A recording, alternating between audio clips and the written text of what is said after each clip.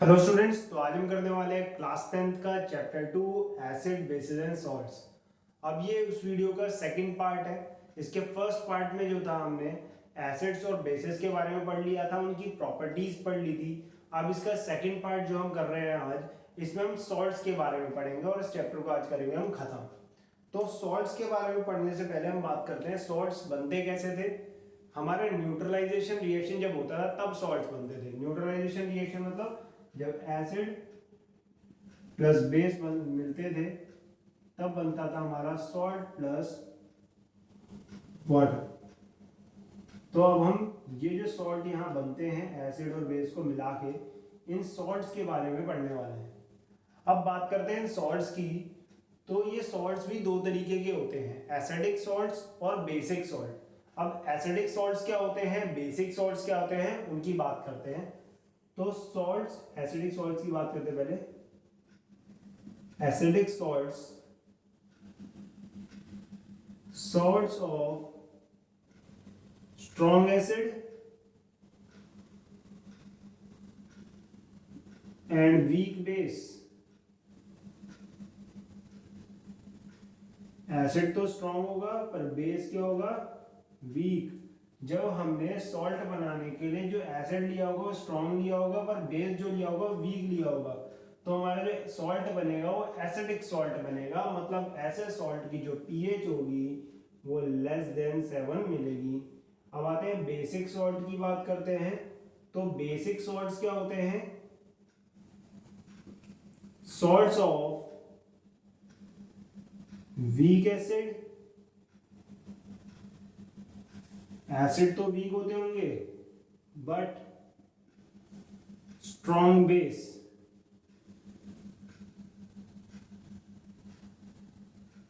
Salts weak acid और strong base से बनते होंगे वो बेसिक सॉल्ट होते होंगे। एसिड तो लेंगे हम वीक और स्ट्रॉन्ग क्या ले लेंगे, बेस को। तो बेसिक सॉल्ट बनेंगे जिनकी पीएच हमारी ग्रेटर देन 7 आती होगी। तो सॉल्ट्स भी हमारे दो तरीके के होते हैं। ऐसे पता लग जाएगा कि आपने किस तरीके का एसिड किस तरीके का बेस लिया है, उस पर डिपेंड करेगा कि आपका सॉल्ट किस तरीके का होगा। अब आगे हम बात करने वाले हैं सॉल्ट की, और सॉल्ट से कुछ इंपॉर्टेंट हमारे चीजें जो हम पढ़ने वाले हैं। तो जैसे सॉल्ट्स की बात करें तो NaOH प्लस HCl जब हम मिलाते थे तो उससे मिलता था हमें NaCl प्लस H2O। अब जो ये मिलता था हमें NaCl, इसे हम बोलते हैं कॉमन सॉल्ट, इसे ही बोलते हैं कॉमन सॉल्ट सोडियम क्लोराइड। अब ये जो कॉमन सॉल्ट सोडियम क्लोराइड है, इससे हम कुछ और भी कंपाउंड्स बनाएंगे, कुछ केमिकल्स बनाएंगे कॉमन सॉल्ट से, जो कि अब हम पढ़ने वाले हैं। एक एक करके सारे केमिकल्स पढ़ेंगे जो कि इस कॉमन सॉल्ट से बनते होंगे।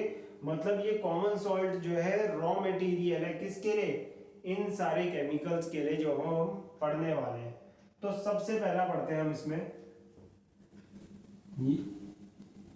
Sodium hydroxide NaOH।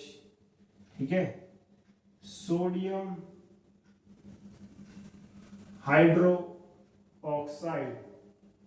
अब सोडियम हाइड्रो ऑक्साइड सॉल्ट से, कॉमन सॉल्ट से कैसे बनता होगा, तो उसके लिए करवाया जाता है क्लोर अल्कली प्रोसेस। अब क्लोर अल्कली प्रोसेस में होता क्या है, क्लोर अल्कली प्रोसेस में हम क्या करते हैं, एक्वस सॉल्यूशन लेते हैं कॉमन सॉल्ट का और उससे इलेक्ट्रिसिटी पास कर देते हैं, और जैसे ही हम उससे इलेक्ट्रिसिटी पास करते हैं तो वो डिकम्पोज होके बना देता है NaOH, सोडियम हाइड्रोक्साइड, जो कि सबसे पहला केमिकल हम पढ़ने वाले हैं। when electricity is passed through, electricity is passed through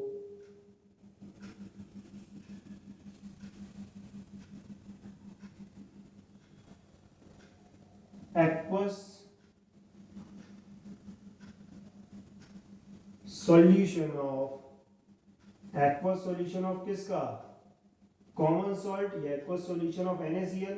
और याद रखना एक्वस सॉल्यूशन जो NaCl होता है उसे बोलते हैं हम brine. Aqueous solution of NaCl को क्या बोला जाता है, ब्राइन। तो ब्राइन से जैसे हम इलेक्ट्रिसिटी पास करते हैं देन इट डिकम्पोजेस टू किस में टूट जाता है ये, NaOH में। Cl2 भी मिलता है साथ में, और साथ में एक और चीज मिलती है H2। then it decomposes to sodium hydroxide Cl2 NH2, और इस प्रोसेस को बोलते हैं, इट इज नोन एज, इस प्रोसेस को क्या बोला जाता है, क्लोर अल्कली प्रोसेस। अब इसका नाम क्लोर अल्कली प्रोसेस क्यों पड़ा होगा तो वो भी समझते हैं। पहले ये समझ में आ गया क्या कि इसे क्लोर अल्कली प्रोसेस बोला जाता है, ठीक है। जब इलेक्ट्रिसिटी को पास कर देते हैं एक्वस सॉल्यूशन ऑफ NaCl से, मतलब ब्राइन से एक्वस सॉल्यूशन ऑफ NaCl क्या बोलते हैं, ब्राइन बोलते हैं, तो हमारा ये सारी चीजें डिकम्पोज हो जाती है NaOH में, Cl2 में, H2O में, और इस प्रोसेस का नाम रखा गया है क्लोर अल्कली प्रोसेस। अब इसका नाम क्लोर अल्कली प्रोसेस से रखा गया क्योंकि इसमें एक चीज बनती है Cl2 क्लोरीन, तो Cl2 की वजह से इसके नाम में आ गया क्लोर, और एक बनता है अल्कली, NaOH क्या एक अल्कली है ना, तो एक अल्कली बनता है इसमें और एक क्लोर, तो इसी वजह से इस प्रोसेस का नाम क्या हो जाता है, क्लोर अल्कली प्रोसेस। इस प्रोसेस का नाम क्या होता है, क्लोर अल्कली प्रोसेस, क्योंकि इसमें क्लोरीन बनता है क्लोर के लिए, अल्कली यूज किया NaOH के लिए, तो क्लोर अल्कली प्रोसेस समझ में आया। अब इसे दिखाते कैसे हैं, जब NaCl में H2O डालते हैं और साथ में क्या प्रोड्यूस कर, क्या पास कर देते हैं, इससे इलेक्ट्रिसिटी पास कर देते हैं, तो हमें मिलता है NaOH, हमें मिलेगा NaOH plus Cl2 plus H2, क्या मिलेगा, NaOH plus Cl2 plus H2। Balance करना है तो यहाँ 2 से कर देते हैं, ये 2 हो जाएगा और ये भी 2 हो जाएगा, हमारा ये सारा इक्वेशन बैलेंस हो जाएगी, ये भी 2 से मल्टीप्लाई कर दिया, ये 2 है, तो इक्वेशन भी बैलेंस हो जाएगी हमारी, और ये है हमारी क्लोर अल्कली प्रोसेस की केमिकल इक्वेशन। समझ में आई क्या। अब इसके बारे में और भी चीजें पढ़ेंगे, तो इसे मैं रब करता हूँ, नोट डाउन कर लेने से आगे चलते हैं, स्क्रीनशॉट ले लिया करो आप। तो नेक्स्ट चीज पे चलते हैं हम।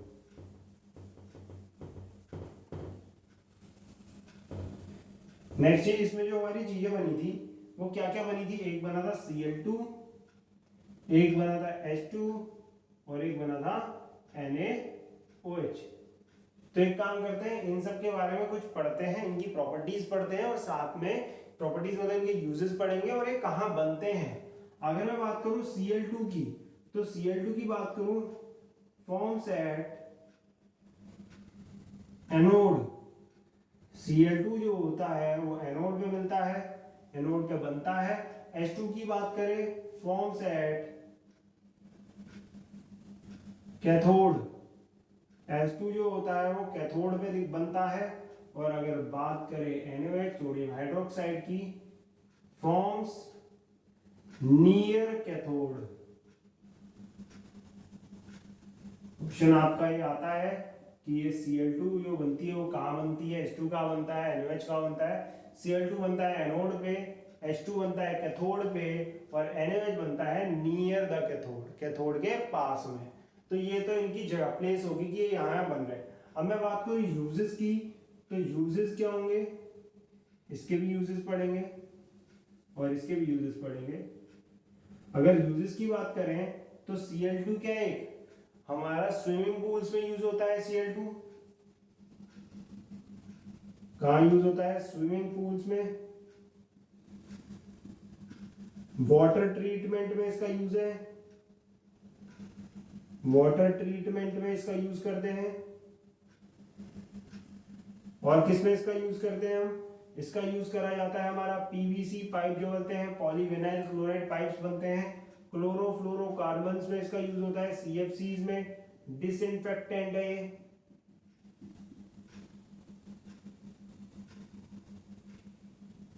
ये एक डिसइंफेक्टेंट की तरह यूज होता है, ठीक है। अब बात करते हैं H2 की, तो H2 के क्या क्या यूजेस हैं। H2 हाइड्रोजनिक फ्यूल की तरह यूज होता है, एज अ फ्यूल यूज होता है। मार्गेराइन मतलब आर्टिफिशियल बटर जो होता है, आर्टिफिशियल बटर कहते हैं, आर्टिफिशियल बटर कहते हैं मार्गेराइन को। आर्टिफिशियल बटर बनाने में भी हमारा H2 का यूज है। जैसे हमारी वेजिटेबल ऑयल्स होती है ना, वेजिटेबल ऑयल्स मतलब अनसैचुरेटेड फैटी एसिड्स जो होते हैं हमारे, उनका हाइड्रोजनेशन करते हैं। हाइड्रोजनेशन में हाइड्रोजन डाल के क्या बनाया जाता है, हमारे बटर बनाया जाता है, मतलब मार्गेराइन बनाया जाता है, आर्टिफिशियल बटर। तो उसके लिए हम इसका यूज करते हैं मार्गेराइन बनाने के लिए। और कहाँ यूज होता होगा हमारा हाइड्रोजन, अमोनिया फॉर्मेशन के लिए। अमोनिया, अमोनिया किसके लिए, फॉर फर्टिलाइजर्स। अमोनिया फर्टिलाइजर्स के लिए जो यूज होता है उसके फॉर्मेशन में भी हम H2 का यूज करते हैं। तो ये H2 के यूजेस हो गए। अब NaOH के यूजेस की बात करें तो NaOH जो यूज होता है वो होता है हमारा डीग्रीजिंग मेटल्स, मेटल्स के डीग्रीजिंग में यूज होता है ये। और कहाँ यूज होता होगा ये, सोप एंड डिटर्जेंट मेकिंग में इसका यूज है। सोप और डिटर्जेंट मेकिंग में यूज है। पेपर इंडस्ट्री में इसका यूज होता है, पेपर फॉर्मेशन में, तो पेपर इंडस्ट्री में इसका यूज है। समझ में आया। तो ये होगी हमारी क्लोरअल्केली प्रोसेस के बाय प्रोडक्ट्स, Cl2, H2 और NaOH। मेन प्रोडक्ट तो ये है, ये दोनों इसके क्या है, बाय प्रोडक्ट्स हैं। अब इन बाय प्रोडक्ट्स कहाँ बनते हैं, इनके क्या क्या यूजेस हैं, हमने ये सारा कर दिया है कवर। तो ये हो गया हमारा क्लोरअल्केली प्रोसेस खत्म। सोडियम हाइड्रोक्साइड कैसे बनेगा, सोडियम हाइड्रोक्साइड के क्या क्या यूजेस हैं, हाइड्रोजन के क्या क्या यूजेस हैं, क्लोरीन के क्या क्या यूजेस हैं। तो हमारे यूजेस हो गए। अब आते हैं नेक्स्ट चीज पे। नेक्स्ट हमारा केमिकल है ब्लीचिंग पाउडर।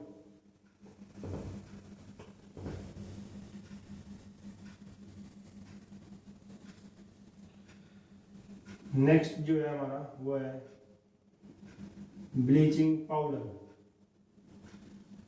अब ब्लीचिंग पाउडर कैसे बनाया जाता है, नेक्स्ट चीज क्या पढ़ेंगे हम, ब्लीचिंग पाउडर। अब ब्लीचिंग पाउडर कैसे बनाया जाता है, जैसे कि पीछे जो क्लोरअल्केली प्रोसेस हुआ था, उस क्लोरअल्केली प्रोसेस पे हमें क्या मिला था, Cl2 गैस। अब वही Cl2 गैस का हम यहाँ यूज करेंगे। When Cl2 gas is passed through, किससे पास कर देंगे इसे, थ्रू ड्राई स्लेक्ड लाइम। किससे पास करते हैं, ड्राई स्लेक्ड लाइम से, ड्राई स्लेक्ड लाइम से। Then bleaching powder is form, तब जाके ब्लीचिंग पाउडर बनता है।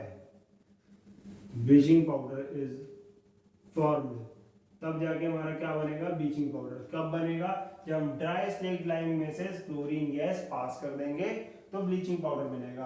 अब ब्लीचिंग पाउडर कैसे बनता है देखते हैं। कैल्शियम हाइड्रोक्साइड हो जाएगा हमारा ड्राई स्लेक्ट लाइम, इसमें डाला हमने Cl2 क्लोरीन गैस, ये होता है स्लेक्ट लाइम, ये रहा क्लोरीन गैस, दोनों को जैसे एक साथ डाला तो बनता है CaOCl2। यही तो है हमारा ब्लीचिंग पाउडर, यही है हमारा ब्लीचिंग पाउडर CaOCl2। अब इस ब्लीचिंग पाउडर के बारे में बात करें तो इसका एक और नाम है कैल्शियम ऑक्सी क्लोराइड। इसका एक और नाम होता है कैल्शियम, Ca मतलब कैल्शियम, O मतलब ऑक्सी और Cl मतलब क्लोराइड, कैल्शियम ऑक्सी क्लोराइड। ये तो हो गया इसका फॉर्मेशन रिएक्शन।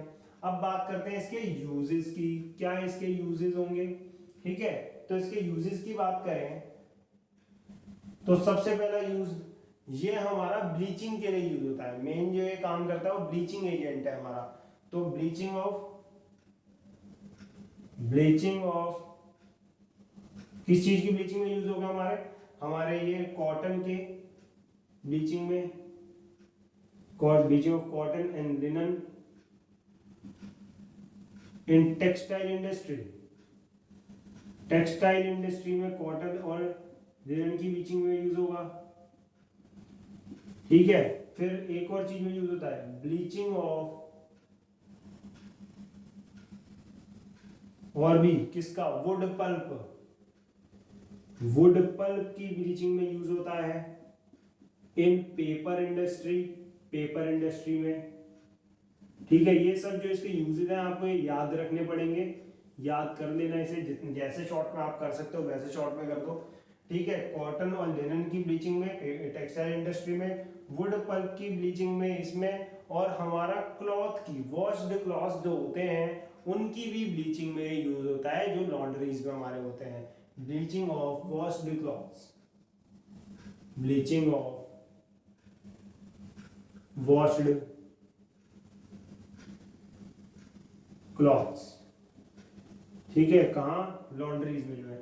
अब आगे बात करते हैं, ये बहुत ही बढ़िया ऑक्सीडाइजिंग एजेंट है, तो एक ऑक्सीडाइजिंग एजेंट की तरह भी यूज होता है कहाँ पर, हमारी इंडस्ट्रीज में, as oxidising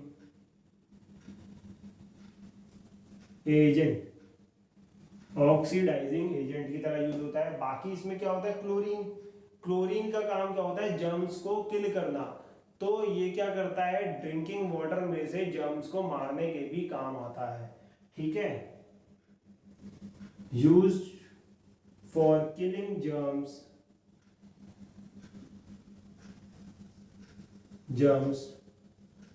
from water, water में से जर्म्स को मारने के लिए भी इसका यूज होता है, क्योंकि एक डिसइंफेक्टेंट है क्लोरीन। तो ये सारे इसके यूजेस हैं। मेन इसका ब्लीचिंग एक्शन है, ब्लीचिंग करता है कॉटन का, लिनन का, टेक्सटाइल इंडस्ट्री में, ब्लीचिंग करता है वुड पल्प का, पेपर इंडस्ट्री में, ब्लीचिंग करता है वॉश क्लॉथ्स का, ऑक्सीडाइजिंग एजेंट की तरह यूज होता है बहुत सारी इंडस्ट्रीज में, क्योंकि बहुत तगड़ा ऑक्सीडाइजिंग एजेंट है। देखो इसमें एक सिंगल ऑक्सीजन मिल रहा है, जिसमें भी एक सिंगल ऑक्सीजन मिले, बहुत तगड़ा ऑक्सीडाइजिंग एजेंट होता है। बाकी जर्म्स को मारने के लिए भी ये हेल्पफुल होता है, ड्रिंकिंग वाटर में से अगर जर्म्स को किल करना है तो ये हो गया हमारा ब्लीचिंग पाउडर। इसका फॉर्मेशन, जब ड्राई स्लेट लाइन में से क्लोरीन गैस पास कर दी जाती है तो बनता है हमारा क्या, ब्लीचिंग पाउडर, और इसके ये यूजेस हो गए। तो ये हो गया हमारा सेकंड केमिकल। सेकंड केमिकल के बाद आता है हमारा नेक्स्ट चीज, थर्ड केमिकल। थर्ड केमिकल आता है हमारा बेकिंग सोडा। थर्ड केमिकल करेंगे हम बेकिंग सोडा। अब बेकिंग सोडा की बात करें तो बेकिंग सोडा जो होता है, इसका फॉर्मूला क्या होता है, इसका फॉर्मूला सीधे सीधे होता है NaHCO3, सोडियम हाइड्रोजन कार्बोनेट। क्या बोलते हैं इसे हम, सोडियम हाइड्रोजन कार्बोनेट, इसका नाम है सोडियम हाइड्रोजन कार्बोनेट। ठीक है, अब आगे चलते हैं कि ये बनता कैसे है, इसकी प्रिपरेशन, इसकी फॉर्मेशन रिएक्शन, प्रिपरेशन रिएक्शन। तो आपको कुछ नहीं करना, ये इंग्रेडिएंट्स यूज करना है। सबसे पहले NaCl यूज करना है, फिर वाटर H2O, कार्बन डाइऑक्साइड, और लास्ट में अमोनिया NH3। हमें ये इंग्रेडिएंट्स यूज करने हैं। फिर ये सारे हमारे हो जाएंगे रिएक्टेंट्स। जैसे ये रिएक्ट करेंगे तो दो चीज बनाते हैं, एक तो बनाते हैं NH4Cl, ठीक है, अमोनियम क्लोराइड NH4Cl, और साथ में बनाते हैं ये हमारे, क्या बनाएंगे साथ में, मेन प्रोडक्ट जो है वो है NaHCO3। NH4Cl बनेगा, अमोनियम क्लोराइड,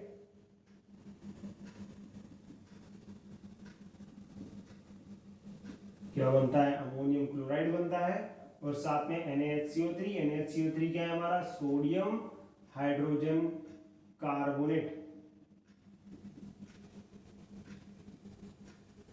इनके नाम भी याद होने चाहिए आपको। सोडियम हाइड्रोजन कार्बोनेट जो है यही है हमारा बेकिंग सोडा। बनता कैसे है, NaCl लेना है, नमक लेना है, पानी लेना है, CO2 लेना है और अमोनिया लेना है, तो मिलेगा NH4Cl प्लस NaHCO3। जो मेन प्रोडक्ट है वो NaHCO3 है, बेकिंग सोडा। अब बेकिंग सोडा की हीटिंग रिएक्शन है, बहुत इंपॉर्टेंट होती है बेकिंग सोडा की हीटिंग रिएक्शन। NaHCO3 को अगर हम हीट करवा देते हैं, अगर हम NaHCO3 को हीट करते हैं तो क्या मिलता है, तो NaHCO3 को जैसे हम हीट करेंगे तो हमें मिलता है Na2CO3 plus CO2 plus H2O। मतलब जैसे ही बेकिंग सोडा हमारा हीट होता है तो उसके अंदर CO2 गैस का होता है इवोल्यूशन। तभी तो बेकिंग सोडा को हम वहां यूज करते हैं जहां पर हमें किसी भी चीज को फुलाना होता है, फ्लफी बनाना होता है, स्पॉन्जी बनाना होता है। क्योंकि जैसे ही किसी चीज में डालेंगे, अब वो खाना गर्म होगा तो गर्म होती है उसमें से क्या बनने लगेगी, CO2 गैस। अब CO2 गैस जैसी बनेगी तो वो क्या कर देगी, हमारी जो भी चीज होगी उसे क्या कर देगी, राइज अप कर देगी, फुला देगी, क्योंकि उसके अंदर गैस बनेगी तो वो फूल जाएगी।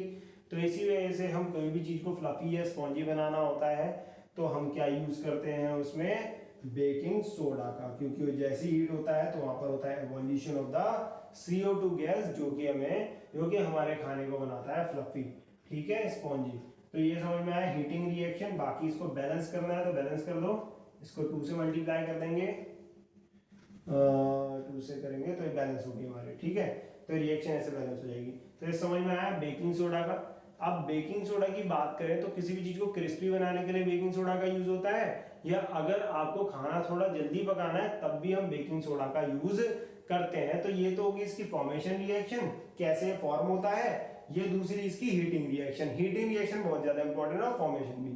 अब आते हैं इसके यूजेस पे, सीधा आ जाते हैं इसके यूजेस पे। तो यूजेस की बात करें तो पहले से हटा देते हैं, फिर इसके यूजेस पढ़ेंगे, ठीक है। इसे मैं हटा रहा हूं। अब आते हैं इसके यूजेस पे। तो यूजेस की बात करें, सबसे पहला इसका यूज होता है बेकिंग पाउडर के फॉर्मेशन में। ये यूज होता है for the formation of baking powder. अब बेकिंग पाउडर है क्या, अब बेकिंग पाउडर होता क्या है, बेकिंग सोडा से अलग चीज है ये क्या होता है, it is a mixture of baking soda and a mild मतलब हल्का, एडिबल मतलब खाने लायक, edible acid such as tartaric acid.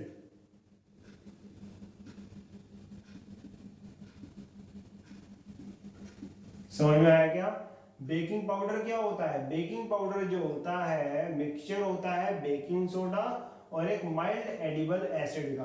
Baking soda में जब हम एक हल्का सा एसिड डालते हैं, और कैसा एसिड, एडिबल एसिड। एडिबल मतलब जो एसिड खाए जाने लायक हो उसे बोलते हैं एडिबल एसिड।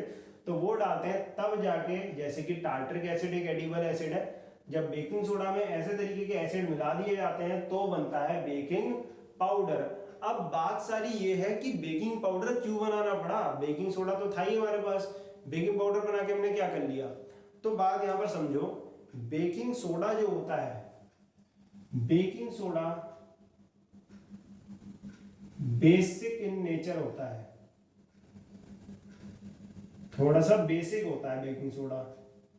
अब इतना तो तुम्हें पता ही होगा कि बेसिक चीजें बिटर होती हैं, कड़वी होती हैं। अब बेकिंग सोडा को डालना है खाने में, ठीक है। अब बेकिंग सोडा को डालना है खाने में, और बेकिंग सोडा है बेसिक मतलब कड़वा है, तो खाना भी तो कड़वा हो जाएगा। तो खाना कड़वा नहीं होना चाहिए, हम एक तो उसे स्पॉन्जी बना रहे हैं और दूसरा वो खाने में ही कड़वा हो जाए तो बेकार हो जाएगा खाना फिर।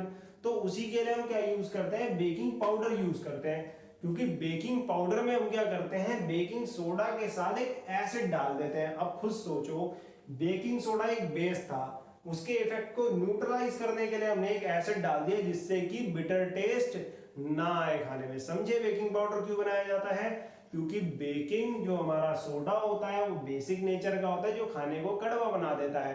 तो उसके लिए हम क्या करते हैं, उसके साथ एक एसिड डाल देते हैं जो उस खाने को क्या, जो बेकिंग सोडा के बेसिक नेचर को थोड़ा सा न्यूट्रलाइज कर देगा और खाने को कड़वा होने से बचाएगा। बाकी अगर बेकिंग पाउडर को भी हीट करते हैं तो इसके में भी क्या बनती है, CO2 गैस का इवोल्यूशन होता है। अगर मैं इसकी हीटिंग रिएक्शन दिखाऊं तो हीटिंग रिएक्शन ये होती है, NaHCO3 में कोई एसिड डाल दिया है, कोई भी एक एसिड, उस एसिड का मैं H+N दिखा रहा हूं, फ्रॉम एनी एसिड, कोई भी एसिड जो भी एडिबल एसिड होगा, ठीक है, उस एसिड को डाला जा रहा है, ठीक है। कोई भी एक एसिड से कोई ये H+N रिएक्ट कर रहा है NaHCO3 से, तो उसको जब हीट करते हो तो उससे बनता है हमारा H2O, CO2 और एक बनता है सोडियम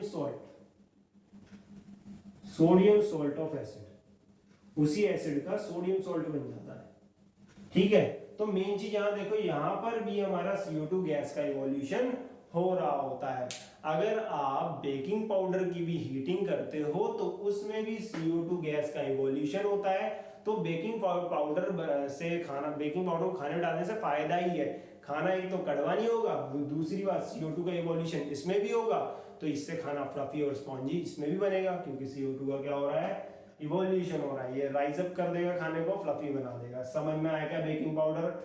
नेक्स्ट चीज की आसान सी है, it is used as an antacid, antacid की तरह यूज होता है। ठीक है, क्योंकि ये बेसिक नेचर का है तो ये एसिडिक नेचर को न्यूट्रलाइज कर देगा। किसी को एसिडिटी हो रही है तो अगर वो बेकिंग सोडा खा लेता है तो उसके पेट में एसिडिटी कम हो जाएगी, एंटासिड की तरह से यूज करा जा सकता है। और तीसरा इसका यूज है, it is used in soda acid fire extinguisher.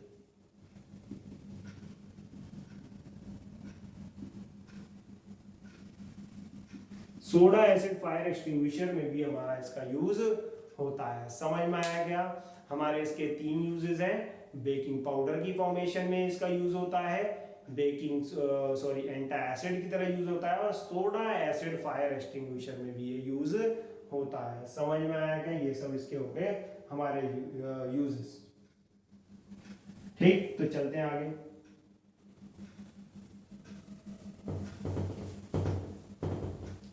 Third चीज पे आ जाते हैं। ये अच्छा, ये थर्ड हमारा केमिकल हो गया। बात है फोर्थ केमिकल पे। तो फोर्थ केमिकल जो है वो हमारा है वॉशिंग सोडा। फोर्थ केमिकल पढ़ेंगे हम लास्ट इसमें, washing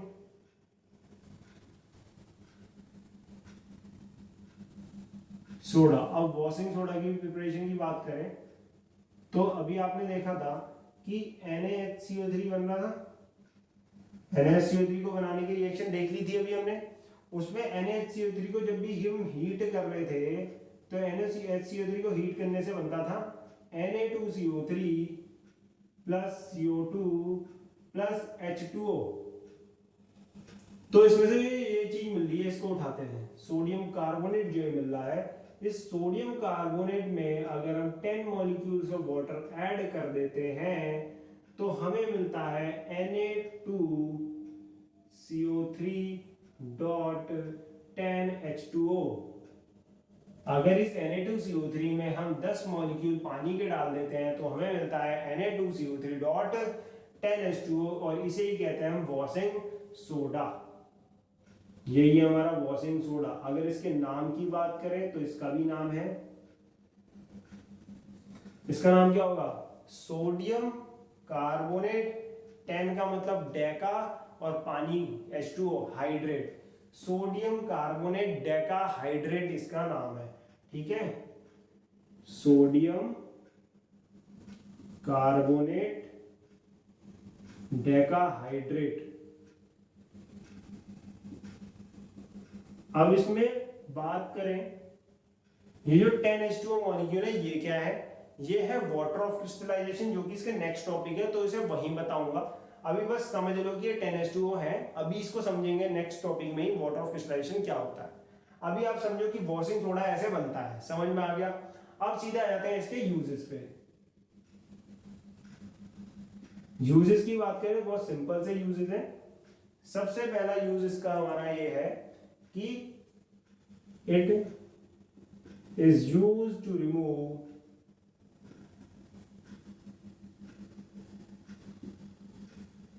permanent hardness of water।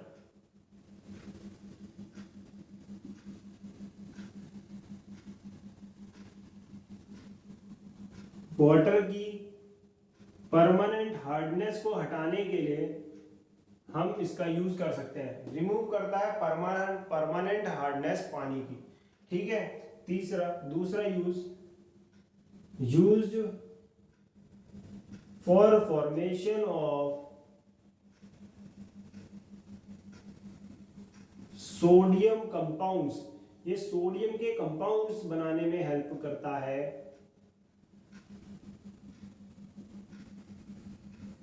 ठीक है, सच एज बोरेक्स, जैसे कि बोरेक्स कंपाउंड्स ये बनाने में हेल्प करता है, सोडियम कंपाउंड्स बनाने में हेल्प करता है जैसे कि बोरेक्स।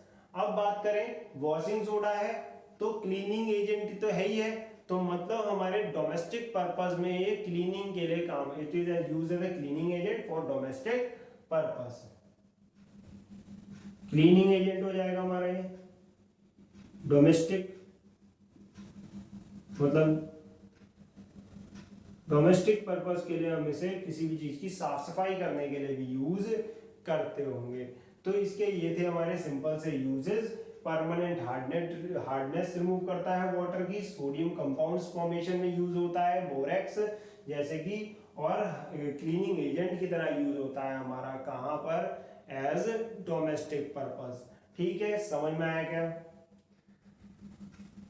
सोप फॉर्मेशन में भी ये यूज होता है। ठीक है, it is also use in soap formation, soap formation में भी वॉशिंग सोडा का यूज है। तो आगे चलते हैं नेक्स्ट चीज पे। तो ये हो गया हमारा वॉशिंग सोडा। नेक्स्ट टॉपिक पे आते हैं, तो नेक्स्ट टॉपिक है हमारा वाटर ऑफ क्रिस्टलाइजेशन। अब वाटर ऑफ क्रिस्टलाइजेशन की बात करें तो सबसे पहले आते हैं इसकी डेफिनेशन पे, फिर आगे बात करेंगे वाटर ऑफ क्रिस्टलाइजेशन में।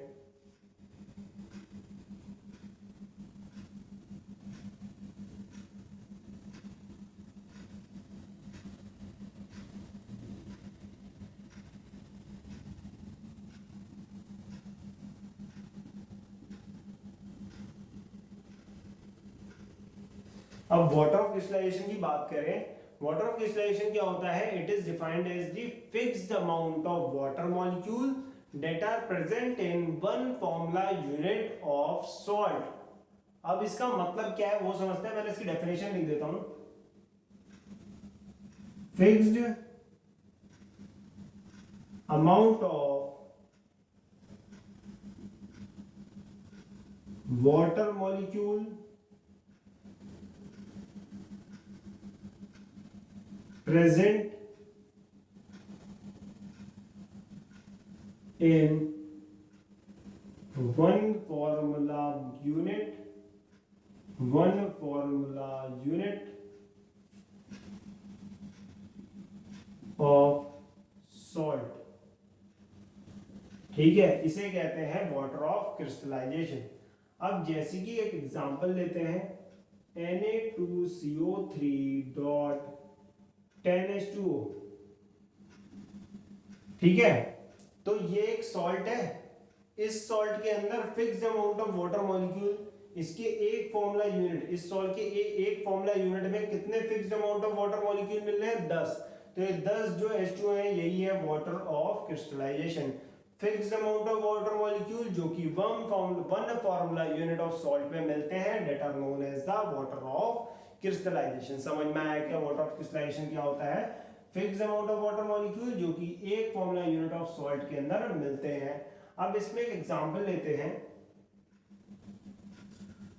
ये तुम्हारी एक एक्टिविटी है। ठीक है, इस चैप्टर में ही वाटर ऑफ क्रिस्टलाइजेशन पढ़ोगे तो इसके साथ ही एक एक्टिविटी लिखी है कॉपर सल्फेट के बारे में। ठीक है, कॉपर सल्फेट के क्रिस्टल्स को अगर आप देखोगे तो CuSO4.5H2O ये होते हैं। अगर इनके कलर की बात करें तो ये ब्लू कलर के होते हैं। ठीक, अब कॉपर सल्फेट के क्रिस्टल्स हैं, ये कॉपर सल्फेट के क्रिस्टल है CuSO4.5H2O। अब इनका रंग होता है ब्लू कलर के होते हैं, पर जैसे ही आप इन कॉपर सल्फेट के क्रिस्टल्स को कर देते हो हीट तो ये हो जाते हैं कलरलेस। अब ये कलरलेस क्यों हो चुके हैं? ये कलरलेस क्यों हो गए? क्योंकि जैसे ही मैंने इसे करा होगा हीट तो इसके अंदर जो 5 H2O के मॉलिक्यूल है वो चले जाएंगे, उड़ जाएंगे हीट करने की वजह से। तो ये बन जाएगा CuSO4, तो ये बन जाएगा हमारा CuSO4 बस कॉपर सल्फेट, क्योंकि इसका वाटर ऑफ क्रिस्टलाइजेशन अब चले गया है, इसी वजह से CuSO4 कलरलेस हो गया। पर अगर इस CuSO4 में मैं दोबारा से H2O 5 H2O के मॉलिक्यूल डाल दूं तो ये बन जाएगा CuSO4.5H2O। ठीक है, और ये दोबारा से ब्लू कलर का हो जाएगा। समझ में आया क्या? ये होता है वाटर ऑफ क्रिस्टलाइजेशन। इसके अंदर 5 मॉलिक्यूल थे H2O के, तो ये था fixed amount of water molecule जो कि इसके अंदर थे, 5 थे बस। अब जब ये थे तो इसका ब्लू कलर था, तब इसके ये जो कॉपर सल्फेट के क्रिस्टल्स होते थे ब्लू कलर के होते थे।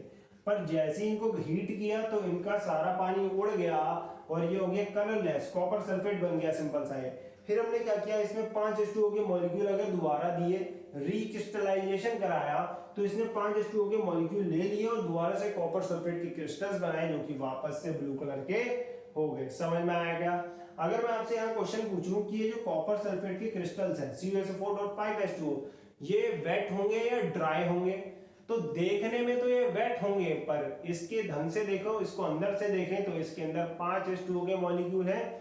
अपीयरेंस में, देखने में तो ये क्या होंगे, ड्राई होंगे, पर एक्चुअली दे आर वेट। देखने में कैसे हैं, ड्राई, पर अंदर से तो इसके अंदर 5 मॉलिक्यूल है ना वाटर के, तो एक्चुअली ये वेट होते हैं। समझ में आया क्या वाटर ऑफ क्रिस्टलाइजेशन क्या होता है? ऐसी इसके अंदर 10 मॉलिक्यूल ऑफ H2O है वाटर ऑफ क्रिस्टलाइजेशन के फॉर्म में, इसके अंदर 5 मॉलिक्यूल है H2O के वाटर ऑफ क्रिस्टलाइजेशन के फॉर्म में। अब नेक्स्ट चीज जो पढ़ेंगे हम पढ़ेंगे POP, वहां पर भी हमारा वाटर ऑफ क्रिस्टलाइजेशन आएगा। तो उस पर आ जाते हैं अब। नेक्स्ट टॉपिक है हमारा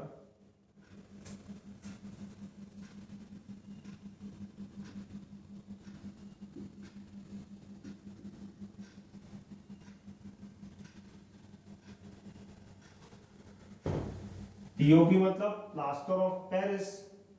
अब इस पीओपी के अंदर हम दो चीज पढ़ेंगे, एक तो पढ़ेंगे जिप्सम। अब जिप्सम क्या होता है? जिप्सम होता है हमारा कैल्शियम सल्फेट CaSO4.2H2O। CaSO4.2H2O क्या बोलते हैं हम, जिप्सम। अब बात करते हैं जिप्सम से पीओपी कैसे बनता है। तो जब हम जिप्सम को 373 केल्विन पे कर देते हैं हीट, तो वो बन जाता है पीओपी, प्लास्टर ऑफ पेरिस। अगर मैं प्लास्टर ऑफ पेरिस की बात करूं तो वो होता है CaSO4.12H2O। CaSO4.12H2O मतलब कैल्शियम सल्फेट हेमीहाइड्रेट। अब इसका स्ट्रक्चर देखते हैं पीओपी का एक बार। तो सबसे पहले ये होता है CaSO4.2H2O। अब ये CaSO4.2H2O है, यही होता है हमारा जिप्सम। ये होता है हमारा जिप्सम। अब जैसे ही इसको क्या करते हैं हम, हीट करते हैं 373 केल्विन पे, जिप्सम को हीट करते हैं। तो जिप्सम को जैसे हीट करा जाता है 373 केल्विन पे, तो ये दे देता है हमारा CaSO4.12H2O प्लस 1:1/2H2O। इतने H2O मॉलिक्यूल बाहर निकाल देता है, रिलीज आउट कर देता है इसके अंदर से, हीट होने की वजह से इतने मॉलिक्यूल इसमें से निकल जाते हैं और बनता है ये CaSO4.12H2O। ये क्या था हमारा जिप्सम। जिप्सम को हीट करने से क्या बन रहा था, पीओपी, प्लास्टर ऑफ पेरिस। इसका नाम बात, इसके नाम की बात करें तो ये होता है कैल्शियम सल्फेट हेमीहाइड्रेट। हेमीहाइड्रेट का मतलब क्या है, इसमें आधा मॉलिक्यूल ऑफ क्या दिख रहा है, वाटर दिख रहा है एक के अंदर। यही होता है हमारा पीओपी, प्लास्टर ऑफ पेरिस। समझ में आया क्या पीओपी कैसे फॉर्म होता है? जब हम जिप्सम CaSO4.2H2O को हीट करते हैं 373 केल्विन पे, तो हमें मिलता है calcium sulphate CaSO4.12H2O, calcium sulphate hemihydrate, जिसे ही कहते हैं हम पीओपी प्लस 1:1/2H2O। अब बात करते हैं कि जो पीओपी है इसके क्या क्या यूजेस हैं। तो जब हमारा कोई किसी के फ्रैक्चर हो जाता है, तो फ्रैक्चर्ड बोन्स को राइट पोजीशन पे, मतलब जिस पोजीशन पे है उसी पोजीशन पे रखने के लिए पीओपी का यूज करते हैं। टॉयज के फॉर्मेशन में यूज होता है, ठीक है, इन सब चीजों में हमारा पीओपी का यूज होता है। अब बात करते हैं क्या पीओपी से वापस जिप्सम बनाया जा सकता है? तो पीओपी पाउडर से जिप्सम वापस बनाया जा सकता है। क्या करेंगे, पीओपी जो होता है हमारा CaSO4.12H2O, अगर इसमें हम वापस से क्या डाल दें, पानी डाल दें, इतने मॉलिक्यूल ऑफ वाटर डाल दें तो इससे क्या मिल जाता है हमें वापस से जिप्सम CaSO4 डॉट 2H2O। तो POP से जिप्सम मिल सकता है। कैसे मिलेगा? उसमें वही जो वाटर मॉलिक्यूल उसके क्या हो गए थे, निकल गए थे, उतना वाटर मॉलिक्यूल डाल दिया जाए तो हमें जिप्सम वापस मिल जाता है। समझ में आया क्या? POP जिप्सम से POP कैसे बनेगा और POP पाउडर से जिप्सम वापस कैसे बनाना है। अब मेरा एक क्वेश्चन है आपसे, ये है ना POP, तो POP के एक फॉर्मूला यूनिट में हमें ये दिख रहा है कि CaSO4 के पास आधा मॉलिक्यूल ऑफ H2O है। अब आधा मॉलिक्यूल ऑफ H2O का क्या मतलब है? क्या किसी भी चीज का, पानी का आधा मॉलिक्यूल एग्जिस्ट करता होगा? पानी का आधा मॉलिक्यूल तो भी एग्जिस्ट ही नहीं करेगा, फ्रैक्शन में तो मॉलिक्यूल एग्जिस्ट ही नहीं करते। तो ये बात सही लिखी है गलत लिखी है? अब क्वेश्चन ये आपसे मैं पूछ रहा हूं कि ये कैल्शियम सल्फेट है, इस एक कैल्शियम सल्फेट पे H2O का आधा मॉलिक्यूल जो है क्या वो होना पॉसिबल है? नहीं है, आधा मॉलिक्यूल हो ही नहीं सकता। तो इसका मतलब यहाँ पर क्या क्या हो रहा होगा? इसका मतलब यहाँ पर ये हो रहा होगा कि 2 CaSO4 के मॉलिक्यूल होंगे, 2 मॉलिक्यूल होंगे हमारे, 2 मॉलिक्यूल होंगे हमारे CaSO4 को, जो कि एक ही H2O के मॉलिक्यूल को शेयर कर रहे होंगे।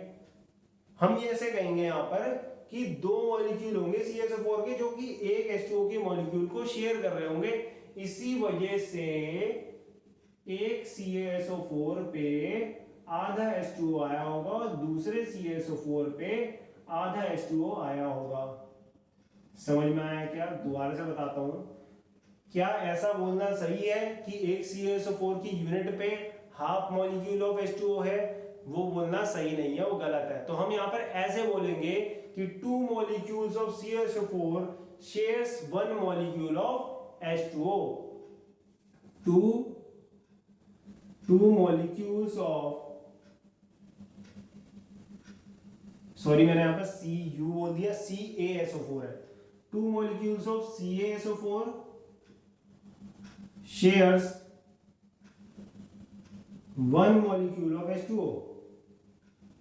वो एक मॉलिक्यूल ऑफ H2O को शेयर करते होंगे, तभी तो एक पे आधा आता होगा। जब 2 पे 1 है तो एक पे आधा मॉलिक्यूल तब होगा। तो ऐसा बोलना सही नहीं है, ऐसा बोलना सही है। तो कोई भी आपसे अगर पूछे क्या एक CaSO4 के मॉलिक्यूल पे हाफ मॉलिक्यूल ऑफ H2O है तो आप बोलोगे नहीं। इसका मतलब यह है कि 2 CaSO4 मॉलिक्यूल एक ही H2O मॉलिक्यूल को शेयर कर रहे होंगे, इस वजह से ऐसा कुछ हुआ होगा। हम तो ये बोलेंगे क्योंकि हाफ मॉलिक्यूल बोलना सही नहीं होता, क्योंकि हाफ मॉलिक्यूल एग्जिस्ट नहीं करता। समझ में आया क्या? तो इसके साथ हमारा प्लास्टर ऑफ पेरिस जिप्सम वाला टॉपिक भी हो जाता है खत्म, और ये पूरा चैप्टर हो जाता है इसके साथ खत्म, सॉल्ट्स के साथ। ठीक है, तो आपको ये दोनों वीडियोस देख ली होंगी। पहली वीडियो जो बनाई थी उसमें हमने क्या देखा, एसिड और बेस के बारे में। इस वीडियो में हमने सॉल्ट्स के बारे में कंप्लीट कर लिया। यहाँ पर हो जाता है चैप्टर खत्म। अगर वीडियो पसंद आई होगी तो लाइक शेयर और सब्सक्राइब जरूर करना।